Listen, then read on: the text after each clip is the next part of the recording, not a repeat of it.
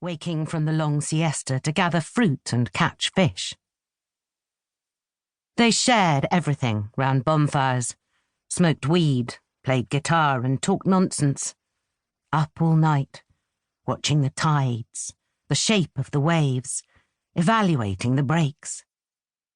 Waiting for that hint of dawn, the trigger to paddle out to sea again. Was it one of them creeping around outside? Someone she'd surfed with? Unlikely. Mercurio's friends were a peaceful crowd. Someone passing through. A convict on the run from a high-security prison. A rapist? A murderer? The bathroom was definitely the safest place. A window too small for a man to climb through. A sturdy lock and a bolt, too. That's where she should go. Grab her phone, make a dash for it, barricade herself inside and call for help. She reached out to the bedside table. Her fingers brushed a water glass, a book, a pair of earrings. No phone. Shisa! Where had she left it? Think. She closed her eyes. She'd last seen it on the dinner table, silver against the white tablecloth. A splatter of garlic and parsley forming a halo all around. Mercurio had cooked spaghetti alla vongole, sweet little clams, and meijoas, fresh from the surf. She'd been texting Marina when Mercurio slammed down the serving spoon, accused her of ignoring him, taking him for granted. This criticism a bit rich from a 20-something who was never without his phone, driving up the mountain in search for signal just to update Instagram. But his anger was the trigger they both needed. Time to face the facts. She'd turned her phone off, laid it down on the dining table, where it must still be murder. A new noise, leather on brass. A gloved hand turning the outer door handle. She'd locked up, she was sure of that. But Mercurio must have unlocked the front door to leave. Had he locked it behind him? She held her breath. The door rattled but held. Obrigado, querido.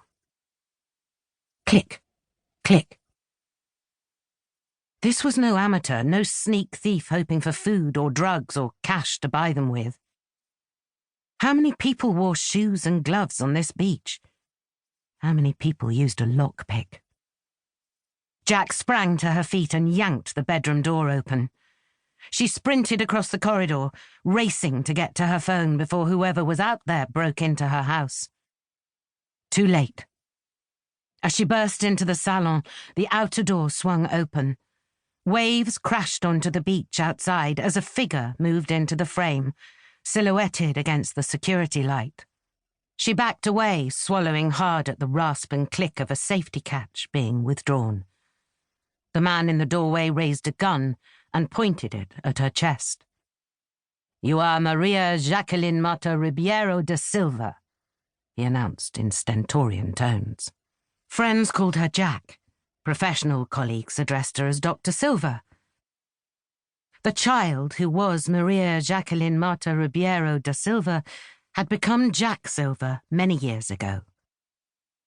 Only one person continued to call her by her birth name, right up until the day she died.